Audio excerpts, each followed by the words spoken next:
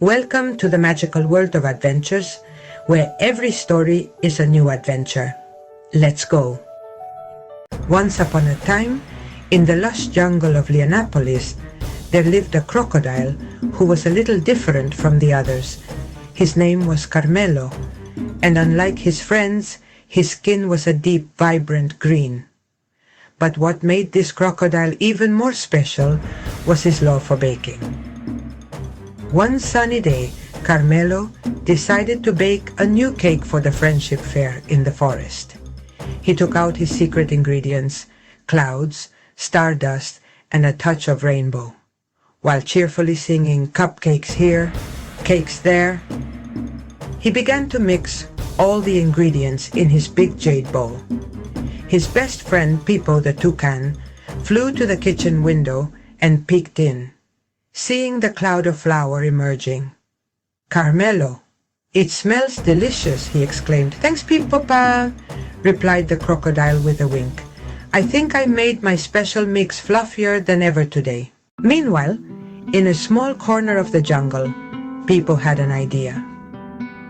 "I should invite Sprinkles, the artist monkey, to the event. He could decorate your cakes, Carmelo." "Great idea, Pipo. Sprinkles loves to paint and draw," said Carmelo, smiling as he poured the batter into a pan. With the cake ready, Carmelo put it in the oven, which was powered by the sun's rays. "There's no purer energy than that of the sun," he thought. A few minutes later, a sweet and spectacular aroma emanated from his kitchen, attracting the forest animals. Sprinkles arrived galloping, carrying his spatulas and colors. He was excited to use his talents to decorate Carmelo's creation. Together they decided that the cake would be a tribute to the best moments of the jungle, with flowers, rainbows, and scattered stars. While they were decorating, the little rabbits of the forest hopped closer, curious. "Can we help?" they said, eager to participate. Carmelo and Sprinkles smiled. "Of course, we can all work together on this little project," said the monkey, holding out his palette. With their little paws, the bunnies added small touches of glitter in swirling leaf shapes. The cake was almost ready. It was like a sweet dream, gleaming in the sun. Everyone was excited, eager to share it at the friendship fair. Before heading to the event, Carmelo took a small bite. His eyes sparkled with happiness. "It's perfect." Carefully, and with the help of his friends, the large cake was moved, floating like a serene cloud to the forest clearing. The music of the fair echoed through the place. The squirrels organized a welcoming party. Tito, the guinea pig, played his guitar cheerfully.